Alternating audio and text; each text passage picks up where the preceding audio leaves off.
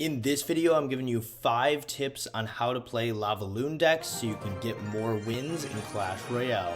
You have interfered with our affairs for the last time. Tonight. I am literally in the air right now, wrapping up a store. This first class, I am so new at this. What's going on, guys? It's your boy Mars back with another Clash Royale video, and in today's video, I'm giving you 5 quick tips on how to play Lavaloon in Clash Royale. Earlier today, I was just able to get a 12-0 classic challenge with this Lavaloon deck right here. Yeah, guys, this deck is really strong. This is pretty much the first tip I would give you for Lavaloon is to try out this deck. I don't even play Lavaloon that much, but I was able to get a 12-0 with this deck, and let's jump into the 5 main tips that I got out of that. The first tip I have for you today for Lavaloon is that if you don't have the Lava Hound in your starting hand, you should play patiently. Yeah, so in this scenario, you'll see my opponent went for a Mega Minion, so then I chose to go for minions in the back, but if he didn't do anything, I would have just waited for a little while there, not done anything crazy, and cycle a couple little cards to get to my Lavaloon combo. And yeah, now I'm just kind of stalling. I end up going with a bomber here, and then finally my opponent goes in for his own Lava Hound, so then I go with my Lava Hound in front of my bomber. You just want to make sure nothing terrible happens right away, because if you lose a tower right away, that could be a quick way to lose in the game. Tip number 2 for Lava Hound today is to get as many Lava Hounds down on the board as you can. Your main focus should be to get Lava Hounds down, and you really need to know when you're going to be able to do this. The Lava Hound's 7 elixirs, so you can easily get punished for placing it, so you have to find the perfect times to place it. So if we look at the beginning of this game, my opponent goes for a tombstone right away, and I just decide to cycle a bomber to start getting rid of those skeletons. But as soon as my opponent placed those minions, now he had played 6 elixir with the tombstone and the minions, and I'd only played 2 for the bomber. So I decided to take a little bit of damage from those minions and get a Lava Hound down right away. And you'll see, even though it's single elixir, this ends up working out decently well for me. We were able to counter his Mega Minion right there.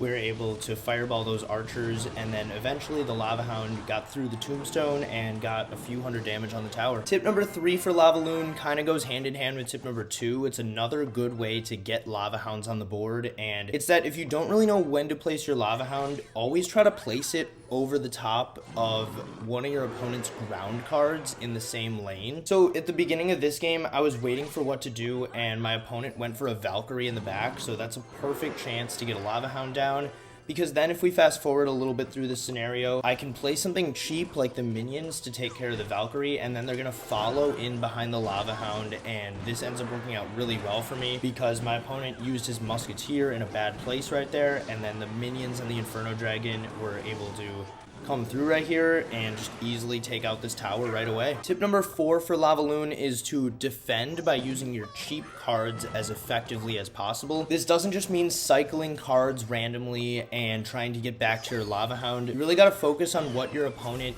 has used and what they don't have and what they do have, so that you know which cards to place to counter your opponent's cards. So in this game, a couple good examples of some cheap defending was I used my Inferno Dragon here to activate King Tower off of this Firecracker. That was a pretty good placement right there, because my opponent had already gone in for 1 Hog Rider, so I knew he was gonna have Hog Rider, and the activated King Tower helps out a lot against that. And then after I played this Lava Hound in the same lane as that Valk, I knew my opponent was probably going to go in for another Hog yet, but I knew he didn't have enough elixir, or he wasn't quite back to log yet, so a skeleton army on that Hog was a good play, and his log came in a little bit late. Another good example of defending cheaply was this scenario where my opponent in the last game kind of rushed with those wall breakers, and all I had to do was go Snowball to stop that, and those minions helped clean up the Valk.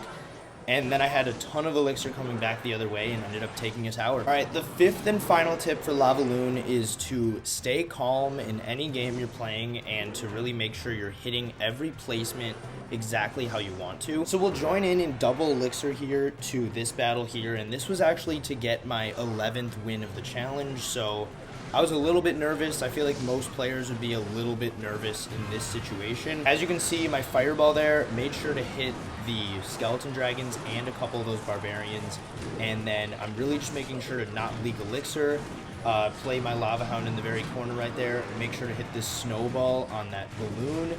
And yeah, guys, it's really just every placement you have to focus up and know what you want to do. This is also going to come with experience, but as you can see there, making sure to clip the tower there with that fireball and hit those skeleton dragons bomber gets a few extra hits. In these close games against other good players, it really comes down to small differences and who's making the absolute best placements. Those minions there in front of that lava hound is another good example. Keeping my lava hound with a lot more health, knowing that I can fireball those skeleton dragons basically every time. Then with those barbs in the pocket, I was a little bit scared, but I went for a skeleton army way over on the left to make sure he didn't prediction arrow that. And then this is basically the counter push that wins me the game. I go with the balloon and then the minions in front to tank for it because I knew he didn't have arrows anymore because he used them on offense. And then we come in with balloon fireball and we get to that tower in overtime here, and that was for win number 11. So there we go, guys. I hope those 5 Lavaloon tips help you out in Clash Royale. If you made it this far in the video, make sure to click like and subscribe right now. Doing those little things takes like 1 or 2 seconds, but benefits my channel tremendously, and I really appreciate it. Also, make sure to check out my other videos and my live stream tonight at 8 p.m. Eastern. Thanks so much for watching today's How to Play Lavaloon video, and I'll see you guys in a couple days with another Clash Royale video.